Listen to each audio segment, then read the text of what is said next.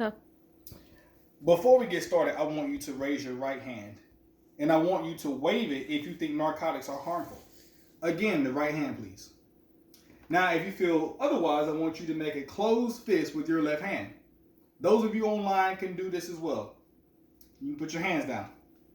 As a person who has used narcotics medically, I can attest to its addictiveness. I have even witnessed the effects of narcotics in my family and friends, and I've even seen its effects in the community. You in the audience should be aware of narcotics and its effects. It will also help if you are wary of using them because you too run the risk of becoming another statistic. I think narcotics are harmful. Therefore, narcotics should be banned, as you see behind me. Narcotics are very addictive, therefore counterproductive to its cause, and a drug used in illegal activities. I'll begin by giving you a little bit about the addictiveness and how it's counterproductive. Narcotics are very addictive drugs, even in their most natural form. You notice I keep repeating that. Sounds important. Narcotics are powerful painkillers and are typically reserved for severe cases of trauma. Its numbing effects block pain receptors in the nervous system, and according to Bethany Brookshire's article titled Scientists Say Narcotics also produce euphoria.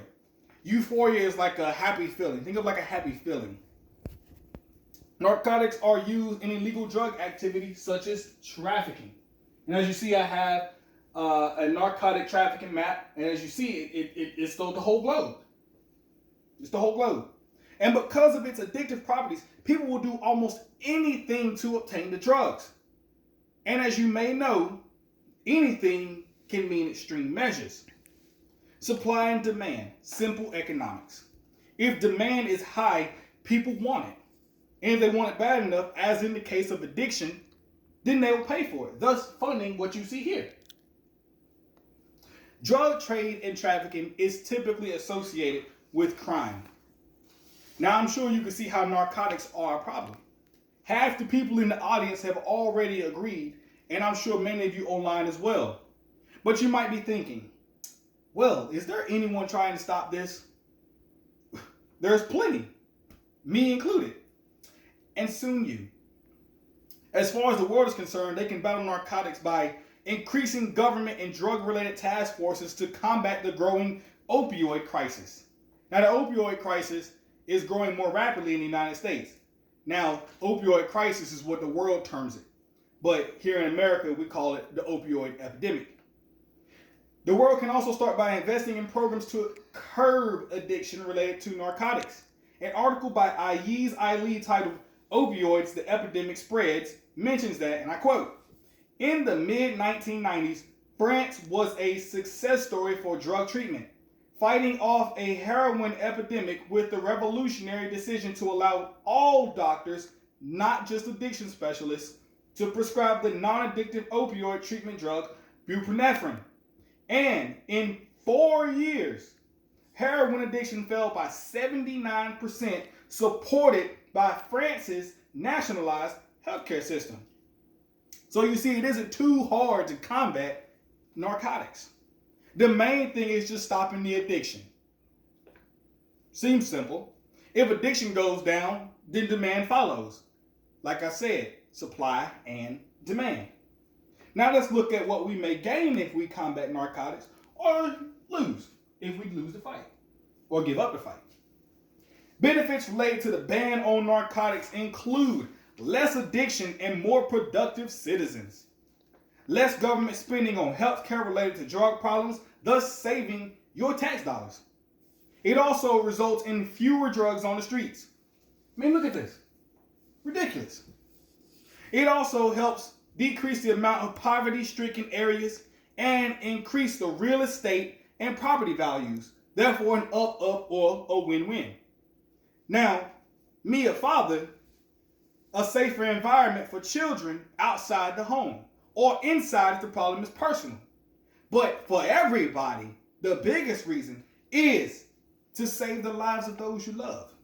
Now, an article by Inflection titled The Opioid Crisis declares that, and I quote, it's not difficult to imagine the opioid crisis as an isolated problem that only exists within the United States.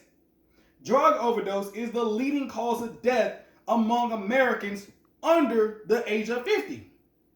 Now leading firearm and motor vehicle deaths, cutting short 91 lives each day. That is a lot. That's almost 100. I can't even think of 100 people right now. And if I could, they'd probably be family. So I couldn't imagine losing basically everybody I know today. And then my girlfriend loses everybody she knows tomorrow. And that's a lot of people. That's a significant number.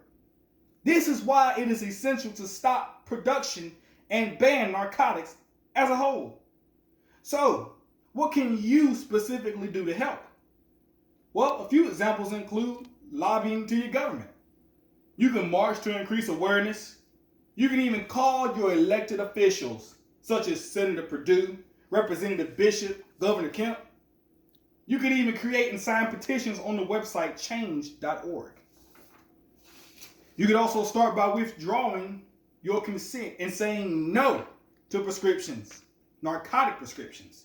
This will defund big pharmaceuticals who get paid to produce the drugs. And as you know, because it's addictive, people have to keep getting it. Therefore, the demand goes up, supply goes up. So if you say no and withdraw, then supply and demand, right?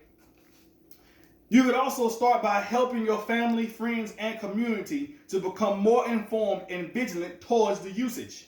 A blog titled, How to Help Someone with Drug Addiction, lists 10 ways that you can support. I'll just give you 5.